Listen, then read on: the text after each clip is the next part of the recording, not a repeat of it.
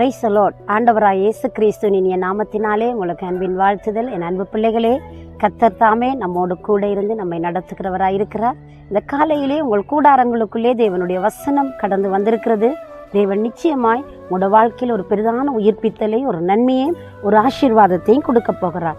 இந்த நாட்களில் நீதிமொழிகளின் புஸ்தகம் 3வது அதிகாரம் 2வது வசனம் ஆண்டவருடைய வார்த்தை சொல்லுகிறது, அவைகள் உனக்கு நீடித்த நாட்களையும் தீர்க்காயுசையும் சமாதானத்தையும் பெருக பண்ணும். நீடித்த நாட்களையும் தீர்க்காயுசையும் சமாதானத்தையும் பெருக பண்ணும் என்று சொல்லப்படுகிறது. அப்படியானால் எங்களுக்கு ஒரு கேள்வி எழும்புகிறது, நம்ம தீர்க்க ஆயுசை பெற்றுக்கொள்வதற்கு, சமாதானத்தை பெற்றுக்கொள்வதற்கு நம்ம என்ன செய்யணும் அப்படின்னு மனதில் ஒரு கேள்வி எழும்புதில்ல? நம்ம வாழ்க்கையில் நம்ம எப்போவுமே விரும்புகிறது, நான் சுகத்தோடு இருக்கணும், நான் நீடித்த நாட்களை என் பிள்ளைகளோடு, என் பேர பிள்ளைகளோடு, என் சந்ததி சந்தானத்தோடு நான் சமாதானமாக இருக்கணும், நான் சுகமாக இருக்கணும், நான் ஆசீர்வாதமாக இருக்கணும். எல்லாருமே ஒரு விரும்புகிற விடயம். இதற்கு வேதாகமத்தில் இந்த தீர்க்காயுசு, சமாதானம், சுகமாய் பலமாய் இருப்பதற்கு நாம் என்ன செய்ய வேண்டும் என்பதை அழகாக தேவனுடைய வசனம் நமக்கு கற்றுக் கொடுக்கிறது. அங்கே நீதிமொழிகள் புஸ்தகம் 3வது அதிகாரம் 1வது வசனம் சொல்கிறது, என் மகனே, என் போதகத்தை மறவாதே, உன் இருதயம் என் கட்டளைகளை காக்க கடவது. இன்றைக்கு பாருங்க, போதனை, நம்முடைய வாழ்க்கையில நல்ல சிந்தனைகள், நல்ல வழிகாட்டல்கள், நல்ல வழிநடத்தல்கள் இன்றைக்கு தேவையாயிருக்கிறது. பெற்றார் பிள்ளைகளுக்கு போதிக்கிறார்கள், பிள்ளைகளை வழிநடத்துகிறார்கள், நல்ல நடத்தைகளை சொல்லிக் கொடுக்கிறார்கள். ஏன்? அவர்களுடைய எதிர்காலம் ஆசீர்வாதமாய் இருக்க வேண்டும். எந்த பிள்ளையும் மண்ணில் பிறக்கையில் அவன் நல்ல பிள்ளைதான், அவன் நல்லவனாவதும் தீயவனாவதும் அன்னை வளர்ப்பில் என்று சொல்லுவார்கள். ஆனால் அன்பு பிள்ளைகளே, ஒரு வாழ்க்கையின் சுவாரசத்தோடு, உற்சாகத்தோடு, சமாதானத்தோடு மனிதர்கள் எதிர்பார்க்கிற நல்ல சுபீட்சத்தை காண வேண்டும் என்றால் அவனுடைய வாழ்க்கையில் ஒரு வழிகாட்டல் இருக்க வேண்டும். அவனுக்கு ஒரு போதனை அவசியமாயிருக்கிறது. அவனுக்கு ஒரு நெறிப்படுத்தல் தேவையாயிருக்கிறது. யுத்தத்தில் பாருங்கள், ஒரு தலைவன் நின்று நெறிப்படுத்தி தலைமை வகித்து அந்த யுத்தத்தை நடத்தி கொண்டு போகிறான்.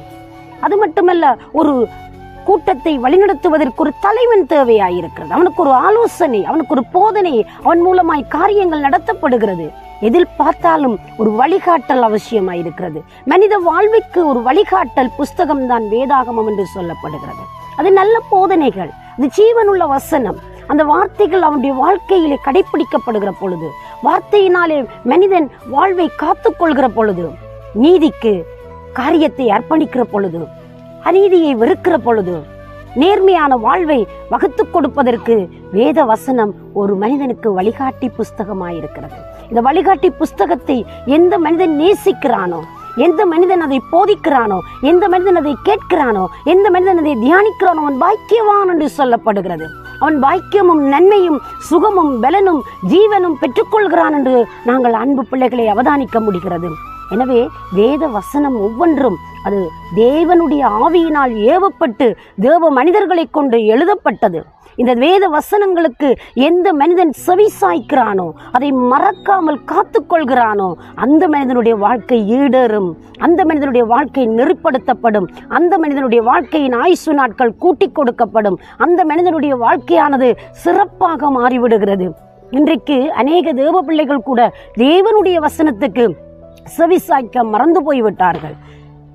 அதனாலே அநேக விபரீதங்களும் வேதனைகளும் ஏமாற்றங்களையும் தோல்விகளும் அநேகருக்கு ஏன் நீடித்த ஆயுசு நாட்களே குறைக்கப்பட்டு போய்விடுகிறது. அன்பு பிள்ளைகளே, இன்றைக்கு வேத வசனமானது எனக்கும் உங்களுக்கும் தீபமாய் வெளிச்சமாய் இருக்கட்டும். எங்களோட வாழ்க்கைக்கு ஒரு விடியலை கொண்டு வரட்டுக்கும், எங்களோட வாழ்க்கையில் ஒரு மாற்றத்தை கொண்டு வரட்டுக்கும். மனிதன் மனசும் மாமிசமும் விரும்புகிறதை செய்வதனாலே அவனுடைய வாழ்க்கையில் அநேக சந்தர்ப்பங்களில் அவன் தோற்று போய்விடுகிறான், ஏமாந்து போய்விடுகிறான். எதிர்பார்ப்பது கிடைப்பதினாலே அவன் தன்னுடைய வாழ்க்கையை மாய்த்துக் கொள்கிறான். அன்பான தேவனுடைய பிள்ளை, வேத வசனம் நமக்கு கொடுக்கிற ஆலோசனை, இந்த வசனம் நம்முடைய வாழ்க்கையின் வழிகாட்டியாய் இருக்கிற பொழுது, இந்த போதனைகளை நாங்கள் மறவாமல் நாங்கள் நினைத்து கொண்டு இருக்கிற பொழுது, இவைகளினால் எங்களுடைய ஆயுசு நாட்கள் பெறுகிறது, நாம் ஆறுதல் அடைகிறோம், நித்திய ஜீவனை பெறுகிறோம். இதனாலே நாங்கள் நிரந்தரமாக தேவனோடு ஆளுகை செய்கிற அதிகாரத்தை கூட நாங்கள் பெற்றுக்கொள்ள முடிகிறது. அன்பானவர்களே, இன்றைக்கு பாருங்கள், ஒரு போதனைக்கு செவிசாய்ப்பதென்பது அது ஒரு மறைக்கப்பட்ட காரியமாய் போய்விடுகிறது. பெரியோர்களை மதிக்க முடியாத ஒரு சூழ்நிலை, பெரியவர்கள் பெற்றாருக்கு செவி சாய்க்காத அளவிற்கு மக்கள் அறிவியலிலே பெருத்தவர்களாய் மாறி அந்த அறிவியலுக்குரிய காரியங்களிலே தங்களுடைய வாழ்க்கையை இட்டு கொடுக்கிற ஒவ்வொரு காரியங்களிலும் ஆசீர்வாதங்கள் நமக்கு போதுமானதுதான். ஆனால் அவைகள் நடுவிலும் தேவனுடைய தெய்வீகமான வழிநடத்தல் எங்களுக்கு தேவையாயிருக்கிறது. அன்பானவர்களே, நாங்கள் அவரை நோக்கி பார்ப்போம், அவருடைய தேவ சத்தத்துக்கு செவிசாய்ப்போம். அந்த தேவ வசனம் நான் உங்களுக்காக ஜெபிக்கட்டுமா? கண்களை மூடி நாங்கள் ஜெபத்துக்கு காத்திருப்போம். சர்வ வல்லமை உள்ள நல்ல ஆண்டவரே, இயேசுவின் நாமத்தில் உம்முடைய பிள்ளைகளுடைய வாழ்க்கையில் ஒரு அற்புதம் நடக்கட்டும். உம்முடைய சத்தத்துக்கு செவிசாய் காத்துக்கொள்ளும் வழி நடத்தும். இயேசுவின் நாமத்தில் ஜெபிக்கிறேன் ஜீவனுள்ள நல்ல பிதாவே, ஆமேன். தேவன் தாமே உங்களை நிறைவாய் ஆசீர்வதிப்பாராக. God bless you.